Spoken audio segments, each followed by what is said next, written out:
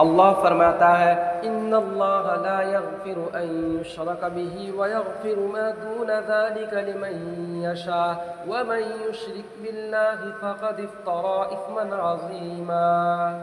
اللہ تبارک و تعالیٰ شرک کو کبھی معاف نہیں کرنے والے ہیں۔ شرک اتنا بڑا گناہ ہے، اتنا بڑا ظلم ہے اللہ تبارک و تعالیٰ کے ساتھ کہ اللہ تبارک و تعالیٰ نے فرمایا ان اللہ لا یغفر ان یشرک بہ، جو انسان اللہ کے ساتھ کسی کو شریک کرتا ہے، اللہ کی ذات کے ساتھ کسی کو شریک کرتا ہے، اللہ کی ذات وحدہ لا شریک ہے، اللہ تنہا ہے، اس کا کوئی شریک نہیں، اور اگر کوئی انسان ایک خدا کے علاوہ کسی اور کو خدا مانتا ہے یا دو خدا مانتا ہے، تین خدا مانتا ہے، تو یہ اللہ کی ذات کے ساتھ کسی کو شریک کرنا ہوا۔ اور اگر اللہ کی اوصاف کے ساتھ بھی کوئی انسان کسی کو شریک کرتا ہے، یہ اللہ کی صفت ہے بارش برسانا، اللہ کی صفت ہے اولاد دینا، اللہ کی صفت ہے رزق عطا کرنا، اور اگر کوئی انسان ان تمام تر اوصاف میں کسی اور کو اللہ تبارک و تعالیٰ کے ساتھ شریک کرتا ہے، تو اللہ تبارک و تعالیٰ نے فرمایا ان اللہ لا یغفر